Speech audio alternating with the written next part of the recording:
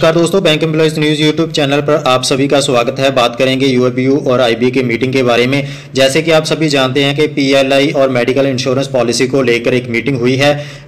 अगर हम पुरानी मीटिंग्स की बात करें तो डिस्कशन बहुत बार हो चुकी है। पहले ये डिस्कशन 18 अप्रैल 2024 को, 13/5/2024, 15/6/2024 और रिसेंटली 2/7/2024 को ये मीटिंग हुई थी। अभी इसके रिगार्डिंग 9/7/24 यानी आज के दिन एआईबीए ने सर्कुलर जारी कर दिया गया है। पीएलआई और रिन्यूअल और मेडिकल इंश्योरेंस स्कीम और पॉलिसी के ऊपर जो बातचीत हुई है उसके बारे में हम बताएंगे। जैसे कि सबसे पहले बात करेंगे परफॉर्मेंस लिंक्ड इंसेंटिव, जो अभी तक किसी भी बैंक ने एम्प्लॉयज़ को नहीं दिया है, 2023 और 24 वाला। उसमें जो रिवीजन की गई है, पहले जो परफॉर्मेंस लिंक्ड इंसेंटिव था वो 5 दिन, 10 दिन और 15 दिन का दिया जाता था।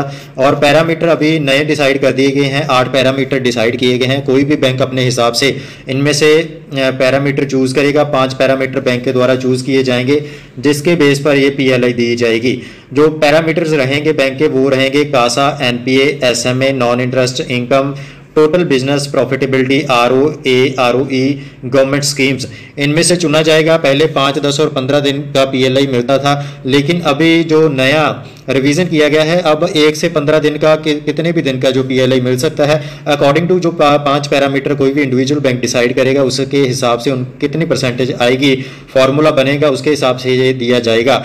चाहे 1 दिन का बने जो इंसेंटिव है, चाहे 1 दिन का हो, 2 दिन का हो, 3 दिन का हो, उसी के अकॉर्डिंग जो बैंक अपना पे करेगा। आगे हम बात करेंगे renewal of group medical insurance policy के बारे में, उसके ऊपर क्या चर्चा हुई। हम अभी की बात करें तो मेडिकल इंश्योरेंस स्कीम में 2 सेपरेट पॉलिसीज इशू होती हैं।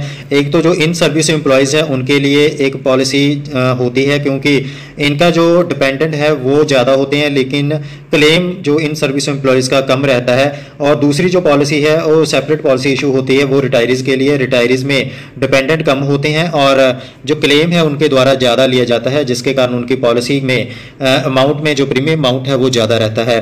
अभी जो डिमांड की जा रही है कि कंबाइंड पॉलिसी जनरेट की जाए इन सर्विस एम्प्लॉयज़ और रिटायरीज़ की, इसके ऊपर चर्चा चल रही है। आगे इस लेटर में लिखा गया है कि हम खुश हैं, आईबीए एग्री हो गई है ऐसी पॉलिसी के लिए 2024-25 के लिए, जिसमें प्रीमियम कम रहेगा, जिसमें 2 तरह की कवरेज रहेगी। पहली तो 3 लाख तक की कवरेज, जिसमें इन सर्विस अवार्ड स्टाफ होगा और रिटायरीज़ होगा, जिनके लिए कॉमन कवरेज सम इंश्योर्ड रहेगा।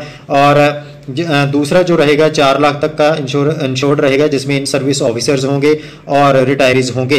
इसमें कवरेज ऑफ डोमिसिलरी ट्रीटमेंट होगा, एक्सग्रेशिया फॉर क्रिटिकल इलनेस होगा, बफर कवर होगा 100 करोड़ तक, जो कि साइन किया जाएगा। और हम बता दें कि इसमें जो प्रीमियम रहेगा सभी के लिए अब कॉमन रहेगा। पहले इन सर्विस एम्प्लॉयज़ के लिए जो कवरेज था, प्रीमियम का जो अमाउंट रहती थी वो कम रहती थी, रिटायरीज के लिए ज़्यादा रहती थी।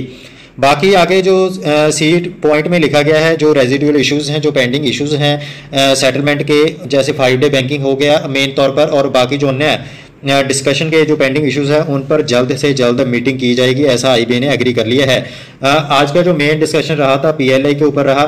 पीएलआई में सहमति बन गई है, 1 से 15 दिन का पीएलआई मिलेगा हर बैंक में एम्प्लॉयज़ को। और दूसरा ग्रुप मेडिकल इंश्योरेंस स्कीम था, उसमें भी आईबीए ने एग्री हो गई है और प्रीमियम उसमें एक रिड्यूस होने की बातचीत हुई है।